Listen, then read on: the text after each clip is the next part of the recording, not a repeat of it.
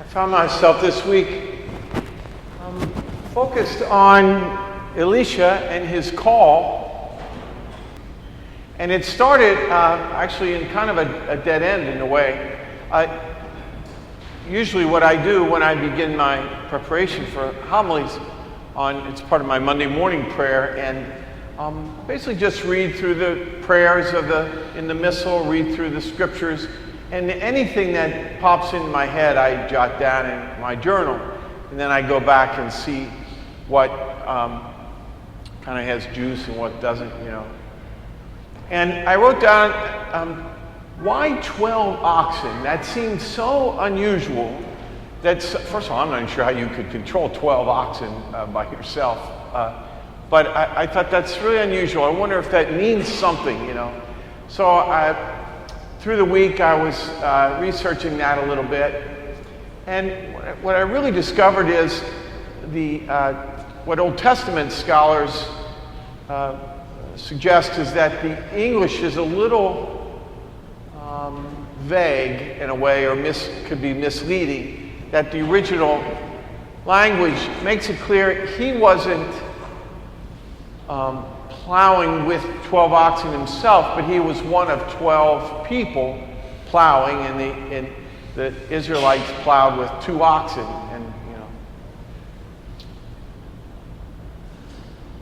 And that led me to this thought, that there was nothing out of the ordinary about Elisha. He was one of 12 guys plowing the field, And yet God called him for whatever reasons God has. And I was thinking about, first of all, vocations of the priesthood in particular. And it occurred to me that men who are called to the priesthood aren't necessarily any more special or not than anyone else. They're not. We all have our different gifts, I guess.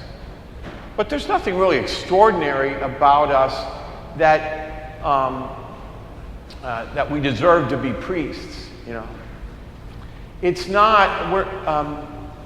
A man isn't a priest because he's special or different or something. He's made different by his call to be a priest. And I can't tell you how many times I've heard young men say, and I felt it myself at first, I'm not worthy to be a priest.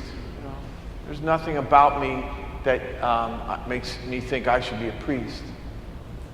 And that is true. And I always say, you're right. You're not worthy to be a priest. I'm not worthy to be a priest, It's not really about what we think. It's God who calls men to be priests. And so I would say to any young men or to you parents who have boys as children, your children are boys, that you don't have to be special to be a priest.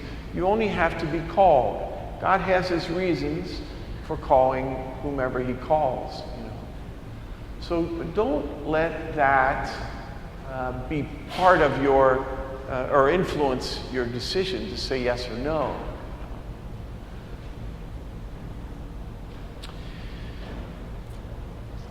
And then I went a little further beyond priesthood, and I backed up a little bit. I do this often too, is make sure I know what has happened in the scriptures before we get to the part we hear on Sunday. And this was right after Elijah's experience of God. He's in the cave, and God's not in the earthquake, God's not in the fire, God's in this small, still voice. And Elijah is talking to God, and God says, go down to this wilderness of Damascus, And I want you to anoint Hazael as king of Syria, Jehu as king of Israel, and Elisha as a prophet. And so Elijah had a task of anointing different people for different tasks. And that's what made me think about other calls than priesthood.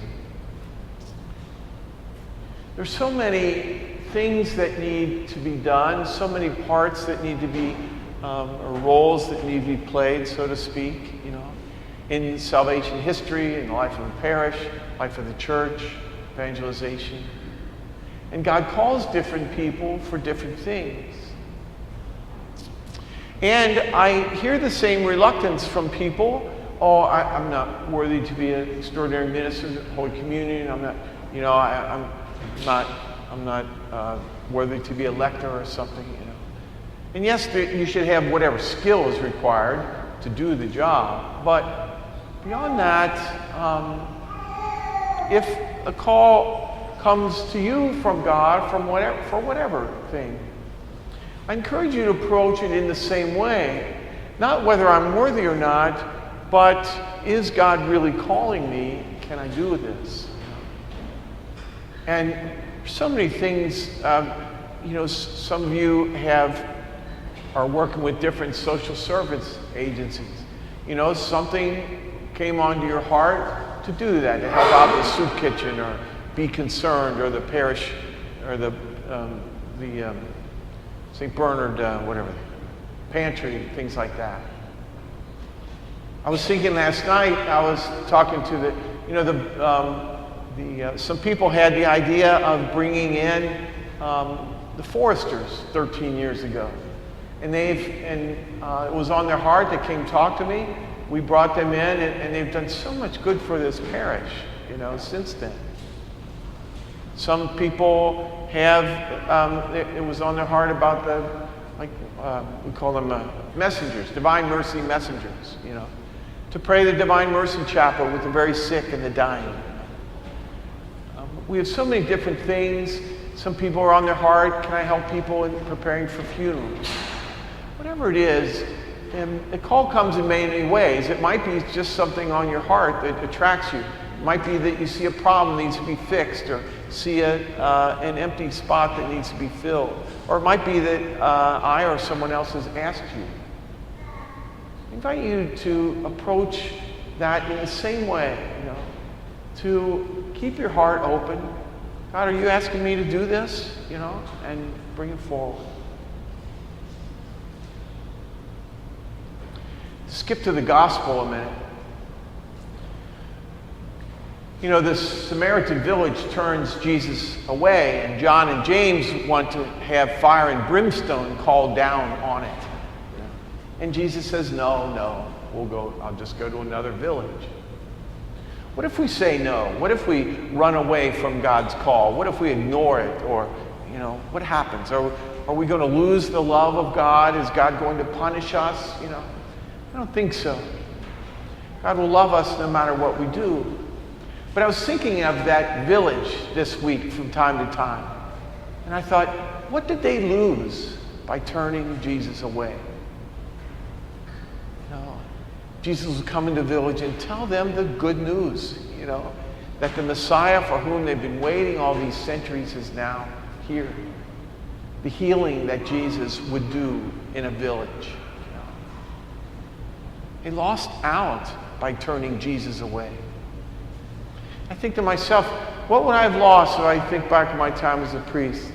Quite a few things I would never have had if I had not become a priest, Things that I'd never experienced.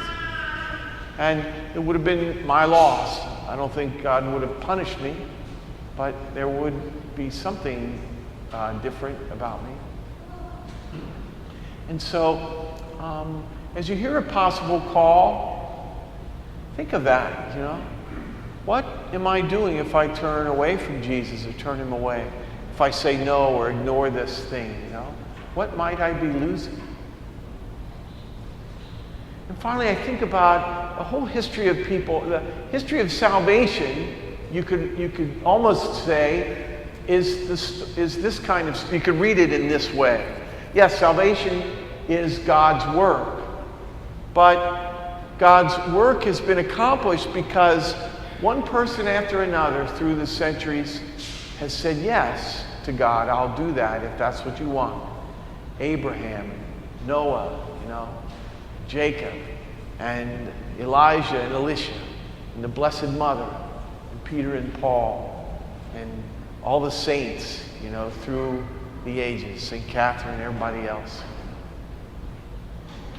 And so our being willing to say yes to whatever God is asking us to do will keep salvation history going forward.